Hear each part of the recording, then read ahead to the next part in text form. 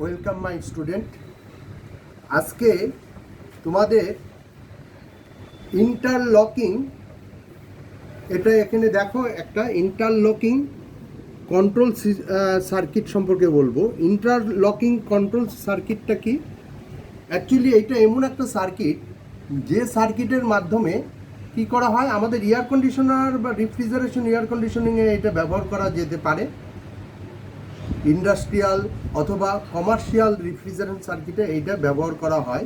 Interlocking মানে হচ্ছে একটা স্টেজের সাথে আরেকটা স্টেজ অপারেশনাল একটা কন্ট্রোল সিস্টেমটা, এটা কি হয়, একটা স্টেজের সাথে আরেকটা স্টেজের সম্পর্কযুক্ত। মানে অপারেশনাল কন্ট্রোলার কি, যে ধরে নেওয়া যায় যা এ স্টেজ যদি চলে তবেই বি স্টেজ চলবে, আবার বি স্টেজ যদি চলে ভালোভাবে তবে সি স্টেজ চলবে, আর বিগিনিং এ স্টেজের যদি কোনো প্রবলেম হয় বি স্টেজ চলবে না। তো এইটা আমাদের রেফ্রিজারেশন এয়ার কন্ডিশনিংয়ের ক্ষেত্রে এই সিস্টেমটা, কন্ট্রোলিং সিস্টেমটা খুবই কার্যকরী। কেন? অ্যাকচুয়ালি আমাদের যে এই যে রেফ্রিজারেশন এয়ার কন্ডিশনিং, বা আমি এখন এয়ার কন্ডিশনিংয়ের কথাই বলছি, যেখানে কি হয়, রেফ্রিজারেশন সাইকেলটা যেটা চলে তার মধ্যে কম্প্রেসর আছে, কনডেন্সার আছে, ইভাপোরেটর আছে। ধরে নেওয়া যাক যে এই রেফ্রিজারেশন সাইকেলটা, সেটা সাধারণ একটা কম্প্রেসর আছে, কম্প্রেসরটা চলবে এবং সেখানে high pressure high temperature refrigerant কনডেন্সারের দিকে সাপ্লাই দেবে। কনডেন্সারটা হিট আপ হবে এবং সেখানে প্রপারলি কনডেনসেশনের জন্য সেখানে কি করা হয়, সেখানে ফোর্স এয়ার সার্কুলেশন এয়ার কুল কনডেন্সার ব্যবহার করা হয়েছে, যেখানে একটা ফ্যানের মাধ্যমে ওই কনডেন্সারটাকে ঠান্ডা করা হয় এবং ওই হাই প্রেশার হাই টেম্পারেচার রেফ্রিজারেন্টটা সেটা কি হয়, সাবকুল রেফ্রিজারেন্টে পরিণত করা হয় সেই কনডেন্সারে। এবার এই কনডেন্সারে সেইটা যদি কনডেনসেশন ঠিক মতো না হয় তবে কিন্তু ইভাপোরেশনও ঠিক মতো হবে না। ইভাপোরেটর যেখানে কুলিং কয়েল, সেটাও ঠিক মতো হবে না।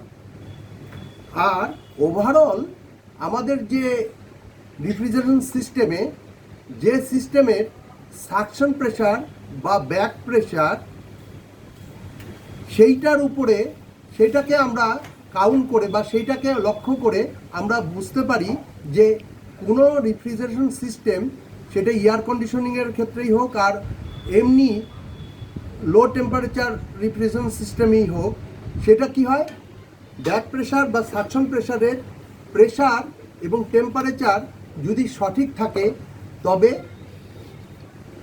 হাই প্রেশার হাই টেম্পারেচার সেকশনও ঠিক থাকবে। তার মানে একটার সাথে আরেকটা রিলেটেড। এবং আমরা সবাই জানি যে super heated temperature of suction pressure, suction line, super heating টেম্পারেচারটাই আমরা কিন্তু ওটাকে ফলো করি, সুপার হিটিং টেম্পারেচার এবং কি করে সুপার হিটিং সেকশনের যে সাইডটা যেটা আছে, যেটা সাকশন লাইনের প্রেশারটা, এই দুটো পয়েন্ট যদি কার্যকরীভাবে যেটা দরকার হয় সেটা যদি থাকে তবে ওই রেফ্রিজারেশন বা এয়ার কন্ডিশনিং সাইটটা ওর যে কি বলবো, ওর যে কার্যকরী ক্ষমতাটা ঠিক থাকে। এবার আসা যাক যে কনডেন্সার যদি ঠিকমতো কাজ না করে তাহলে ইভাপোরেটর কাজ করবে না, আর ওভারঅল কনডেন্সারের কাজ যদি না করে তবে কিন্তু ওর রেফ্রিজারেশন সিস্টেমের রেফ্রিজারেন্টের প্রেশার বেড়ে যাবে, কম্প্রেসরের উপরে চাপ পড়বে, কম্প্রেসর মোটর বার্ন হয়ে যাবে। হ্যাঁ, তো এইটা এর হাত থেকে রক্ষা করার জন্য আমরা যদি সেটা এইভাবে করি যে প্রথমে আমরা ইভাপোরেটর চালাবো। এখানে যেটা দেখা যাচ্ছে, এখানে একটু লক্ষ্য করো যে এই যে সিস্টেমটা, এই ইন্টারলকিং সিস্টেম যেটা, সেটা হচ্ছে, এইটা হচ্ছে 3 ফেজ একটা লাইন। এই 3 ফেজ লাইনের থেকে তিনটেই, যেহেতু আমি বললাম কমার্শিয়াল সিস্টেমে বা ইন্ডাস্ট্রিয়ালের মধ্যে এই ধরনের 3 ফেজ লাইন দেওয়া হয়, সেখানে ইভাপোরেটর ফ্যান মোটরটাও 3 ফেজে চলবে, কন্ডেন্সার ফ্যান মোটরটাও 3 ফেজে চলবে এবং কম্প্রেসরটাও 3 ফেজে চলবে। এবার কি করা হচ্ছে, এই ইন্টারলকিং সিস্টেমটা এমনভাবে কানেকশন করা হয়েছে যেটা নাকি এই যে এখানে দেখা যাচ্ছে, এখানে 4 পোল 3 ফেজ ম্যাগনেটর, এই যে ম্যাগনেটন এখানে দেখছো, এইটা হচ্ছে 3 পোল 1 2 3 3 পোল 3 ফেজ ম্যাগনেটিং কন্ডাক্টর এখানে দেওয়া হয়েছে। তো এই ম্যাগনেটিং কন্ডাক্টরের এই যে পয়েন্টটা A1 A2, এই দুটো পয়েন্ট হচ্ছে ম্যাগনেটিক কন্ডাক্টরের কয়েলের এইটা কানেকশন, যেটা আমি এই সিস্টেমে দেখানো হয়েছে। এই যে A1 A2, এইটা হচ্ছে কয়েল, এই যে এখানে দেখানো হয়েছে এইটা হচ্ছে কয়েল, এটা হচ্ছে কয়েল। তো এই কয়েলটা যদি এনার্জাইজড হয় তবে ম্যাগনেটিক কন্ডাক্টরের যে কন্ট্যাক্ট পয়েন্ট, এই যে দেখো এখানে এই যে এই দুইটার মধ্যে এখানে 1 2 3, এই সাইডেও 1 2 3 আছে। তো এইটার মধ্যে, এই দুটোর মধ্যে যে সুইচিং কন্ট্যাক্ট আছে সেটা ওপেন, নর্মালি ওপেন থাকে। এবার যখন এই কয়েলটা এনার্জাইজড হবে, সেটা 24 ভোল্টেই হোক আর 230 ভোল্টেই হোক বা 415 ভোল্টেই হোক, এটা হচ্ছে ম্যাগনেটিক কন্ডাক্টর যেটা আছে সেইটা কিসের উপরে নির্ভর করবে, যে ওটা কোথায় ব্যবহার করা হয় তার উপরে। এবার আমাদের এখানে যে ম্যাগনেটিক কন্ডাক্টর দেওয়া হয়েছে, এই ক্ষেত্রে দেওয়া হয়েছে যে এইটা ম্যাগনেটিক কন্ডাক্টরের কয়েলটাও 415 ভোল্ট মানে 3 ফেজে চলবে। এবার সেটা কিভাবে চলবে সেটা দেখানো হয়েছে যে এই ম্যাগনেটিক কন্ডাক্টরের মধ্যে এটার দুটো পার্ট আছে।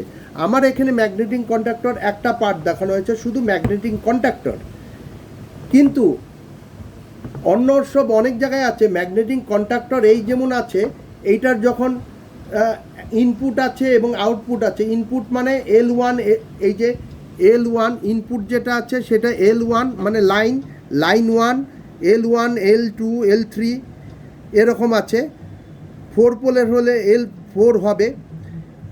তো আউটপুট যেটা আছে T1 T2 T3, হ্যাঁ, 4 পোলের হলে T4 হবে। তো যাই হোক, এই ধরনের ম্যাগনেটিক কন্ডাক্টরের পাশে এরকম একটা পাশে এই জায়গাটা, এর সাথে ওভারলোড প্রোটেক্টর একটা দেওয়া হয়।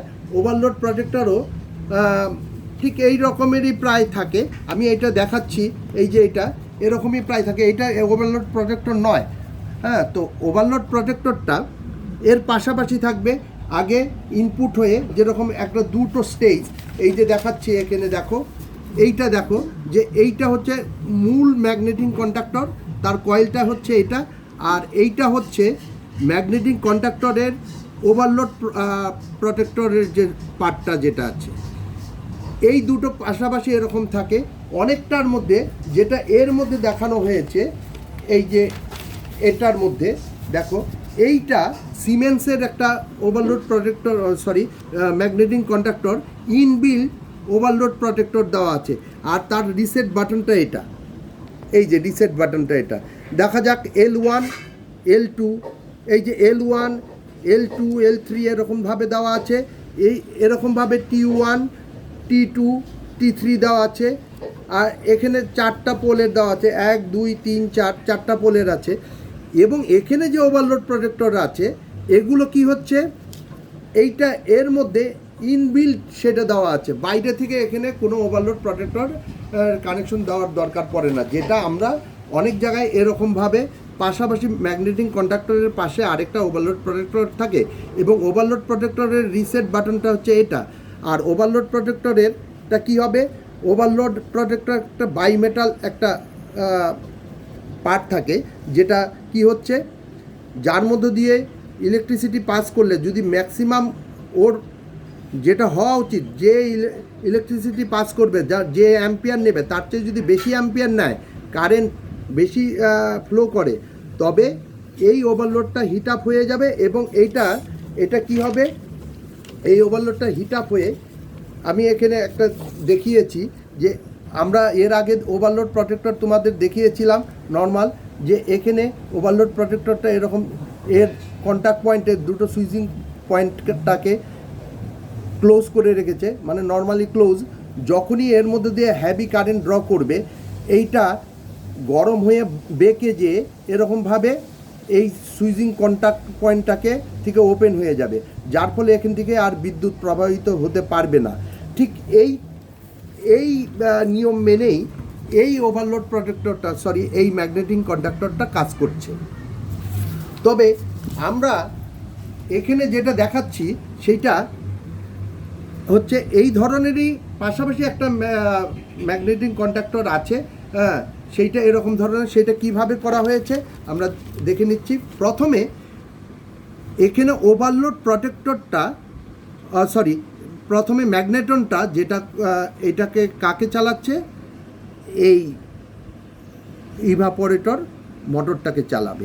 কিভাবে চালাবে, এখান থেকে যেটা আছে দেখা যাচ্ছে যে এর ভেতরে যে ম্যাগনেটিক কন্ডাক্টরের কয়েল আছে, এই কয়েলটা এর ভেতরে দুটো সুইচের মাধ্যমে, দুটো নর্মালি ক্লোজ টাইপ সুইচের মাধ্যমে কি করছে, সিরিজে এ চলে যাচ্ছে, বাইরের দিয়ে চলে যাচ্ছে, এখানে লাইন দিচ্ছে দেখা যায় ফেজের থেকে। এখানে একটা ফেজ ডাইরেক্ট ধরে নাও, এইটা যদি L1 হয়, L1 থেকে লাইন নিয়েছে ফেজ, এই যে দেখা যাচ্ছে এখানে তিনটে ফেজ, 3 ফেজ 415 ভোল্ট 50 হার্স।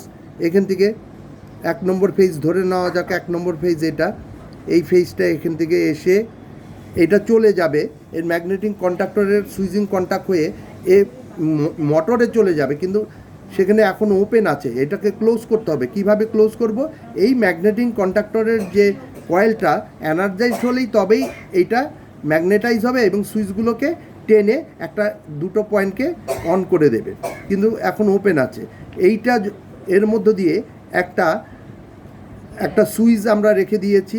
সুইচটা operational switch, on off switch. এই সুইচটা কী করা হচ্ছে, এখান থেকে এটা হয়ে সিরিজে হয়ে এখান থেকে এই যে ইন্টারনাল এর ভেতরে যে একটা সুইচ আছে, সেই সুইচটা এরকম ধরনের বাইমেটাল এরকম ধরনের সুইচ, যার মধ্যে এইটা নর্মালি ক্লোজ থাকে। যখনই এইটা হিট আপ হবে, এই যে এখানে এই যে হিটারের মতো আছে, হিটারের সিম্বল, এটা আসলে এটা হিটার নয়, এটা একটা বাইমেটাল একটা কন্ট্যাক্ট পয়েন্ট। এইটা কি হচ্ছে, এর মধ্য দিয়ে যখন হ্যাভি কারেন্ট ড্র করবে তখন এইটা হিট আপ হবে। হিট আপ হলেই এই যে বাইমেটাল যেটা আছে, বাইমেটালটাকে হিট আপ করবে।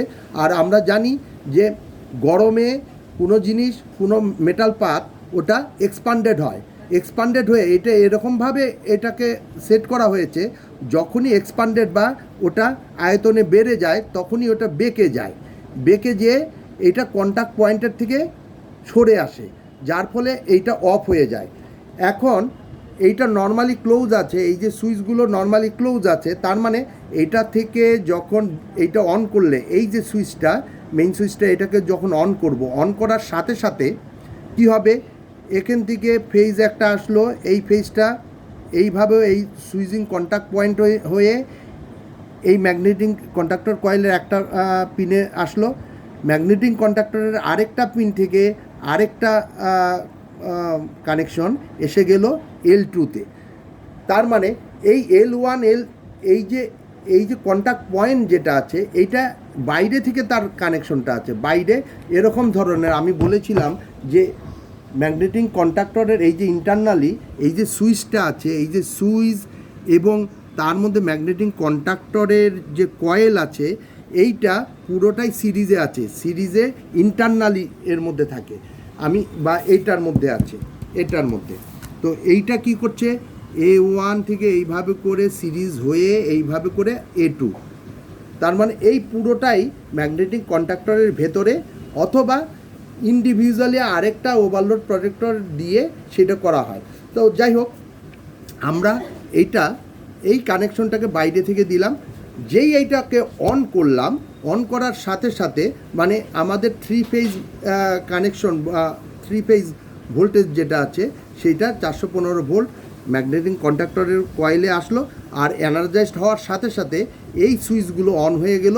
অন হয়ে যাওয়ার ফলে এখানে 3 ফেজ মোটরটা যেটা আছে, হ্যাঁ, যে 3 ফেজ মোটরটা কি হবে, এরকম ধরনের 3 ফেজ মোটর।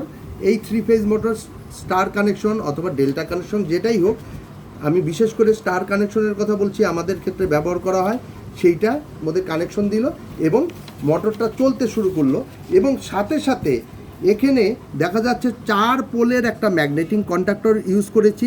এই 4 পোলের মধ্যে 3টা পোল ইভাপোরেটরের ফ্যান মোটরটাকে চালিয়ে দিল, আর 4র্থ নম্বর মানে 4th পোলটা, তার যে সুইচিং কন্ট্যাক্ট, সেইটা তার মুখটাকে আমরা কি করলাম, ওটা মোটরের সাথে যোগ না হয়ে এইটা কি করা হলো, সিরিজে একটা ওই কম্প্রেসরের যে কম্প্রেসরের মধ্যে যে তোমার high pressure cut out, low pressure cut out দরকার হয়, সেইটা হয়ে এবং একটা টেম্পারেচার কন্ট্রোলার মানে থার্মোস্ট্যাট হয়ে কি করা হচ্ছে, সিরিজে এইটা কি করা হলো, ওই অন্য আরেকটা ম্যাগনেটিক কন্ডাক্টর যেটা নাকি এটাও আমরা কয় পোলের দেখি, 1 2 3 4 4 পোলের আছে।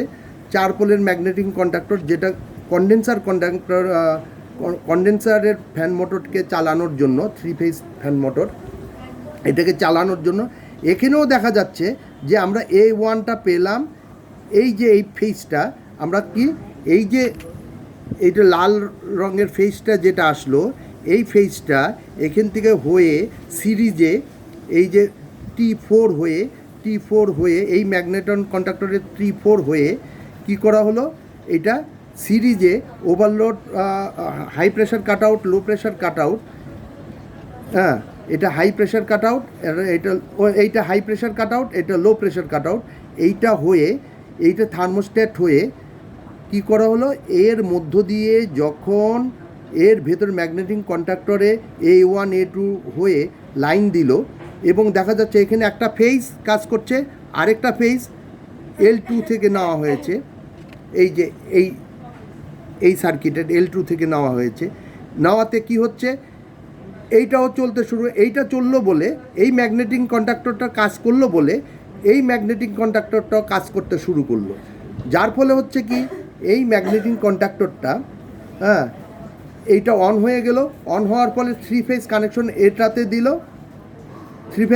এটাতে দিল এবং কন্ডেন্সার চলতে শুরু করলো। যেই কন্ডেন্সার চলতে শুরু করলো, তার পাশাপাশি এই যে ম্যাগনেটিক কন্ডাক্টরের 4 পোলের ম্যাগনেটিক কন্ডাক্টর, যার 4th নম্বর বা 4র্থ নম্বর পোলটা যেটা ওপেন আছে, T4 হয়ে সিরিজে আরেকটা এই ধরনের 3 ফেজ যে 3 পোল ম্যাগনেটিক কন্ডাক্টর এখানে আছে, সেম এরকম ধরনের। এটার যে ম্যাগনেটিক কন্ডাক্টরের ভেতরে যে কয়েলের মধ্যে লাইন দিল A1 A2-র মাধ্যমে, যেমন A1 A2 আছে, হ্যাঁ, লাইন দিল। দেওয়াতে এখানে আমরা কি করছি দেখা যাক। এখানে ফেজটা এইভাবে করে এদিক দিয়ে হলো, আবার এখানে দেখা যাক এই যে এখান থেকে যে ফেজটা, একটা ফেজ আসলো, কত নম্বর, লাল রঙের রেড ফেজটা আমরা এখান থেকে নিয়েছি, কন্ডেন্সার ম্যাগনেটিক কন্ডাক্টরের থেকে নিয়ে এটার A1-এ ঢুকলো, আর A2-তে ঢুকবে কোথা থেকে, L2-তে ঢুকবে। দেখা যাচ্ছে এতে কি হচ্ছে, এই ম্যাগনেটিক কন্ডাক্টর এটা অন হওয়ার ফলে, এই ম্যাগনেটিক কন্ডাক্টরটাও অন হয়ে গেল। যেই অন হলো, কম্প্রেসর চলতে শুরু করলো। এবার এইভাবে যদি চলতে থাকে, তাহলে এই কম্প্রেসরটা বা এই কন্ডেন্সারটা তো মাঝে মাঝে অফ হতে হবে, কন্টিনিউয়াসলি তো চলবে না। কিভাবে অফ হবে, ডিপেন্ড অন টেম্পারেচারের উপর বেস করে অন অফ হবে, মাঝে মাঝে রেস্ট নেবে। সেটা হচ্ছে কি, রুম টেম্পারেচারটা যখন সাফিসিয়েন্ট হয়ে যাবে, বা আমি যে রুম টেম্পারেচার সেট করছি সেটা এসে গেলেই এই টেম্পারেচার কন্ট্রোলারটা, এটাকে আমরা ইচ্ছে করলে এইভাবে করে একটা সিম্বল দিতে পারি, টেম্পারেচার থার্মোস্ট্যাটের সিম্বল এটা। এই টেম্পারেচার কন্ট্রোলারটা কি হচ্ছে, যেই রুম টেম্পারেচারটা ঠিকঠাক এসে গেল তখনই এটা অফ হয়ে গেল। অফ হয়ে যাওয়ার ফলে কি হলো, যেই এইটা অফ হয়ে গেল কি হলো, এখানে ইভাপোরেটরটা চলছে ঠিকই, ইভাপোরেটর এর মোটরটা চলছে, কিন্তু ইভাপোরেটরের মোটর যেটা আছে ফ্যান মোটর সেটা চলছে, যার ফলে এইটা তো রুমের ভেতরে থাকে ইভাপোরেটরের ফ্যান মোটরটা, ইভাপোরেটর কয়েল এবং ইভাপোরেটরের মধ্য দিয়ে ফ্যানটা এয়ারটাকে সার্কুলেট করার জন্য ইভাপোরেটরের ফ্যান মোটর এইটা রুমের ভেতরে থাকে। এবার কি করছে, এটা রুমের এয়ারটাকে রিসার্কুলেট কন্টিনিউয়াসলি করছে। তাতে হচ্ছে কি, যখনই রুম টেম্পারেচারটা ডাউন হয়ে যাচ্ছে, তখনই মানে কমে যাচ্ছে, তখনই এটা অফ হয়ে যাচ্ছে থার্মোস্ট্যাট, এবং কনডেন্সার কম্প্রেসর বন্ধ হয়ে যাচ্ছে। যখনই রুম টেম্পারেচারটা আবার রাইজ হচ্ছে, ধরো 3 ডিগ্রি ডিফারেন্স, ধরে নাও আমি 20 ডিগ্রি সেন্টিগ্রেডে সেট করেছি, সেইটা 3 ডিগ্রিতে যেই 23 ডিগ্রি রাইজ হলো, তখনই আবার এটা অন হয়ে গেল। এই থার্মোস্ট্যাটটা অন হয়ে যাওয়ার ফলে আবার কনডেন্সার এবং কম্প্রেসর চলতে শুরু করলো। এইভাবে করে এটা কন্ট্রোল হচ্ছে। এবার ধরে নেওয়া যাক কনডেন্সারের কোনো একটা পার্ট, এই কনডেন্সারের ফ্যান মোটরটা এটা কি হচ্ছে, বেশি কারেন্ট ড্র করছে, অথবা ইভাপোরেটর ফ্যান মোটরটা বেশি কারেন্ট ড্র করার ফলে কি হচ্ছে, এই ওভারলোড প্রটেক্টরটা এর ভেতরের যে নর্মালি ক্লোজ টাইপ যে সুইচিং কন্টাক্ট আছে, মানে এরকম ধরনের সুইচিং কন্টাক্ট আছে, সেইটাকে ওপেন করে দিল। ওপেন করার সাথে সাথে কি হবে, এই কয়েলের মধ্যে আর বিদ্যুৎ প্রবাহিত হতে পারবে না, মানে ওর যে সার্কিটটা আছে, সার্কিটটা ওপেন হয়ে গেল, ম্যাগনেটিক কন্ডাক্টরের কয়েলের সার্কিটটা ওপেন হয়ে গেল। ওপেন হওয়ার ফলে ম্যাগনেটিক কন্ডাক্টরের যে সুইচিং কন্ট্যাক্টগুলো ওপেন হয়ে গেল, যার ফলে হচ্ছে কি, ইভাপোরেটর ফ্যান মোটর চলবে না। ইভাপোরেটর ফ্যান মোটর চলছে না মানে তার ম্যাগনেটিক কন্ডাক্টর কাজ করছে না বলে ওটা চলছে না। ইভাপোরেটর ম্যাগনেটিক কন্ডাক্টর কাজ করছে না, তাহলে কনডেন্সারও কাজ করবে না। কনডেন্সার যদি কাজ না করে তাহলে কম্প্রেসরও কাজ করবে না। এবার এখান থেকে যে কোনো একটা যদি প্রবলেম হয়, তাহলে কিন্তু অন্যটাও চলতে পারবে না। এর জন্য এটাকে বলা হয় interlocking system, interlocking control system. এইটা সাধারণত আমাদের আগে যেটা করা হতো, আগে ওই যারা অপারেট করতো তারা এগুলোকে অবজারভেশনে রেখে রেখে ম্যানুয়ালি এগুলোকে অফ করতো। এখন কিন্তু অথবা আলাদা ধরনের ফিউজ থাকতো, সেই ফিউজগুলো কেটে যেত। এখন এগুলো হয়ে যাওয়াতে, এই অত্যাধুনিক সিস্টেম হয়ে যাওয়াতে কি হচ্ছে, ম্যানুয়ালি আর অপারেট করার দরকার পড়ে না, এবং সেটা কোথায় একটা সাইডের যদি কোনো প্রবলেম হয়, একটা স্টেজের অন্য স্টেজগুলো বন্ধ হয়ে যায়। তো এইটাই হচ্ছে আমাদের ইন্টারলকিং কন্ট্রোল সার্কিটের কার্যকারিতা। তো আমরা নেক্সট টাইম অন্য আরেকটা সাবজেক্ট নিয়ে আলোচনা করব, বিশেষ করে ইনভার্টার এসি নিয়ে। তো আজকে এই পর্যন্ত।